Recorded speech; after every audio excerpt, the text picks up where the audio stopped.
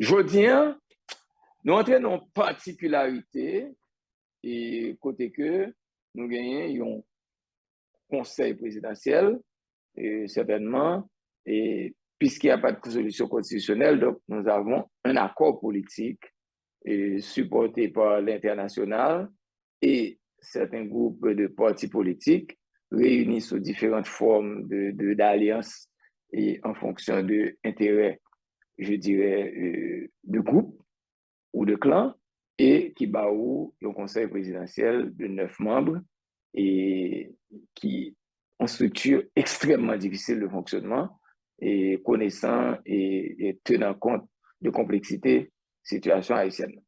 C'est pas parce que moun yo en eux-mêmes de manière individuellement yo pas capable, ça veut dire que si vous regardez le paysage même du conseil présidentiel, ou bien économiste, ou bien ingénieur, ou bien architecte, ou bien des hommes de loi, ou bien des militants politiques de longue date, ou bien des médecins. Donc, il y a une représentation et hommes d'affaires aussi. Donc, une représentation de la société haïtienne en elle-même. La diaspora est représentée, les secteurs de la société civile sont représentés. Donc, tu as l'élite de la société réunie et ce serait la solution idéale pour atterrir un projet. 6 mois déjà, et l'accord est signé, un conseil électoral 7 personnes et qui est là, et il faut compléter. Et certainement, depuis, il faut admettre que Haïti et Port-au-Prince particulièrement, on a perdu plus de territoire. Ça veut dire que nous gagnons un rétrécissement de Cap-Fait. Ça veut dire aujourd'hui, sous prend de Turjo, ou passer par Crissois et ou virer route aéroport, même t'as dit même jusqu'à Delma 32 et Delma, ça veut dire on remonte, etc. Parce qu'on perd du tabac déjà, donc on remonte sur une partie de Delma et Pétionville, c'est ce qui reste de Port-au-Prince. Si on monte contre Port-au-Prince bien, ça veut dire que la majeure partie de la capitale c'est contrôlé par les bandits. Maintenant, zone Chan-Maslan, et d'ailleurs, nous voyons que le pouvoir se réduit, le palais national se réduit au village d'accueil et la résidence officielle devient le centre du gouvernement. La majorité des ministères sont en dehors ou encore dans des espaces contrôlés par les bandits. Ça veut dire que l'État est à genoux. Quand l'État est à genoux, il faut de grandes dispositions, il faut des dépassements pour permettre à l'État de se mettre debout. Donc, je dis parler uniquement d'élections.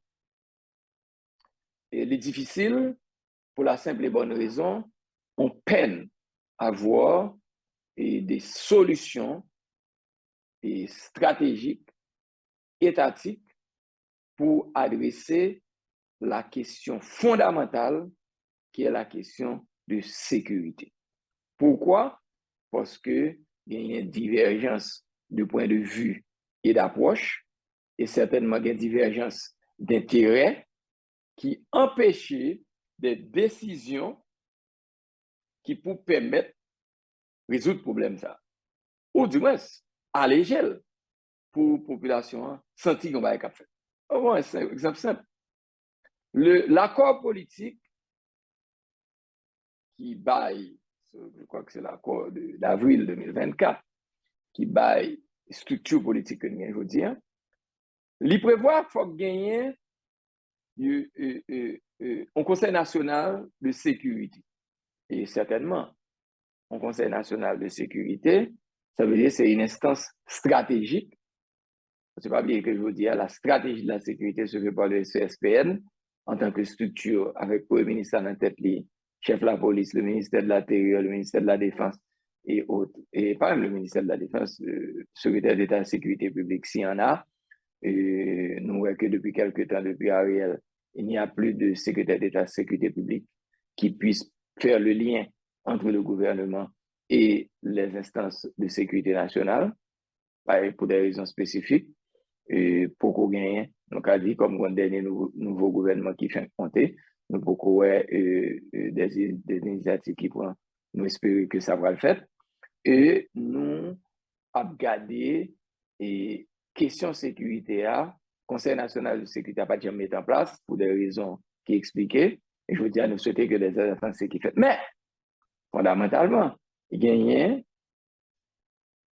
un décret qui existait, pris par le président Jovenel Moïse le 31 décembre 2020 pour la mise en place du Conseil national de sécurité et de défense, qui c'est un volet dans la question de la sécurité et qui gagne l'Agence nationale d'intelligence, qui c'est un deuxième volet de la sécurité, parce que pour faire sécurité, il faut qu'on ait les forces légales qui soient organisées, coordonnées et dirigées par des expertises et je dis un modèle international pour les questions liées à la sécurité nationale, eh bien, ou gagner des entités civiles et qui supposées en tête, donc la présidence, et de la présidence, ou gagner des experts civils qui constituent ça une sorte de conseil, et c'est ce conseil qui prépare et donne les directives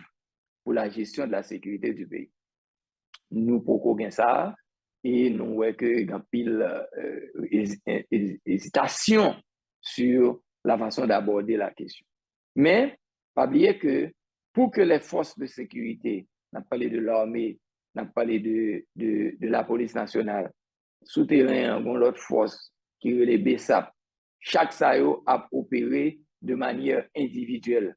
Il n'y a pas une coordination centrale de la question de la sécurité. À titre d'exemple, on dit que la police, à travers ses unités spécialisées, par exemple, SWAT, par exemple, elle fait une opération.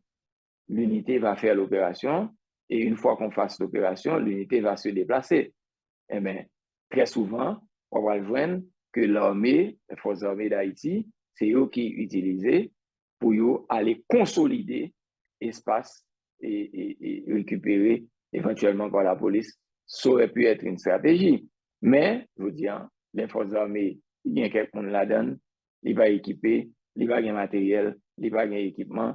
La police est faiblement équipée et les stratégies pour renforcer la police, il y a fait par des étrangers sans réelle connexion avec l'expertise haïtienne.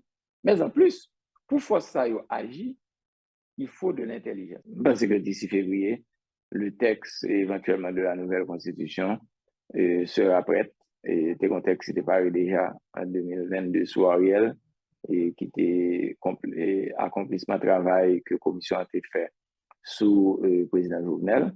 Et texte a été remis. Et bon, qu'on est à une nouvelle commission.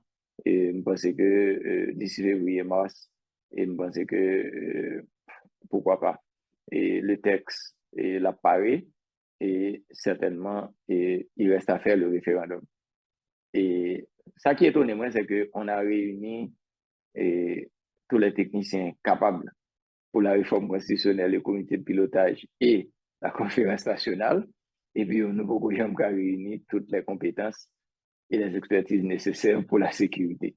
C'est ça qui dérange dans la stratégie qu'a fait aujourd'hui. Donc, si la Constitution, en fait, est 2 mois dans le temps normal, suffit pour que CEPA fait référendum là, et certainement, on va voter pour que il y ait une nouvelle constitution. Il y a un projet de décret électoral qui était là déjà, il va juste adapter par rapport à la nouvelle constitution.